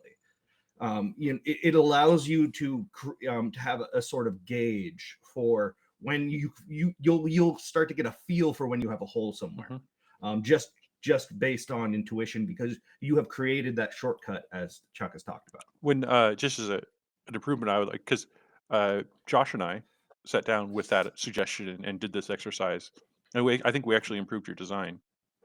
Excellent. If you cut spokes into those circles, it gets even better, because then you can see the table underneath it, and it's easy to understand the model placement, but then also understand that like this 5-man unit basically screens just massive space. And it's ridiculous when you do it with the unit that says you can't come within 12. Like it's amazing how much of a big deal that is. Right. Yeah. One thing that I would recommend is I think that you should put together games that don't have Tau and Custodes. I think you should forget, like, I think that it's very tempting to want to grind into the hardest thing, but I don't think that's the only way to get better. I think you should grab your friends that always give you a good game with their other armies. Like, Drukhari is still a good army, right? Genestealer Cold is a good army. Forces is a great army. Crusher Stampede is a good army. Like, there's lots of things out there that are good. Eldar's book is good. There's lots of things out there that are good. You need to know those things as well, because when Custodes and Tau get nerfed, those things become a lot more relevant. So you can actually be getting reps with things that are relevant later and will then be really comfortable when you run into them later. And you get the benefit of playing with your friends now and not playing uphill into books that are as off the charts as Tau and Custodes. I would also particularly highlight that with things like with Tau, armies that just shoot you off the board, there's a very limited amount of growth that you can get playing against them, because there's a very limited amount of game. There's no iteration there. You try to deploy as high the best you hide the best you can, and you see how much dies. Yep. There's not a lot to learn in that scenario. I got to play 1.5 turns against Zach with Genestealer Colt into Tau. I played a turn and a half, and then I was like, "Hey, there's nothing else to learn here. Let's do something else." Yeah. So I'm going to be the counterpoint in that I regard the period of time that I ground against Ynnari with Space Wolves as a really important and formative period for me as a player, because it taught me mental toughness, and it taught me how to play on my back foot continually. Now, I was totally okay with losing to Ynnari because they were just so busted at the time. And so every time I won, it was this super big deal, because I felt like I really earned it. Yeah. But you have to have the right mentality to even want to approach that. And you still have to be playing an army. Like, Space Wolves weren't bad. They just weren't Ynnari good, right? Like, you still have, and I had to skew specifically for how to deal with them. And I eventually gave up on that and went to Hellhounds because they did it better. I have a counterpoint. There's a period of time that happened to be Ynnari where Colin and I practiced with each other mostly, and I told him that we had to stop, because I was learning to be scrappy, learning that mental toughness, but I was also ingraining the habit of losing. Mm-hmm. I was playing scrappy against everyone, and sometimes you just need to pull the hammer out and put the game down. That's like how you win. So I was practicing losing slowly, but never practicing winning the game. And I was getting in the habit of losing slowly. I had to break that. So I think there's some values to both. I think it's worth paying attention to what you're doing. Yeah. I think there's also a nuance here.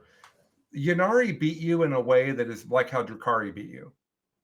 Not, and I don't mean Thick City. I mean the too much good stuff Drukhari, where you're in a game, you're playing the game, things are happening, and then suddenly everything's gone and you've lost, right? Mm-hmm. Tau win often on the first turn, like when Admech first came out and we played that tournament with not enough terrain, and Mitch just shot everybody off the board all tournament. Like if you're getting shot off the board in the first round, you're not building up mental toughness. There's nothing happening there that's a good use of I agree. Yeah, absolutely. And that's what Tau do. And also Custodes just run at you, and if your army can't hang, you just lose. Like, I don't think, like, if you can't kill the Custodes quickly, there's nothing to learn in that matchup.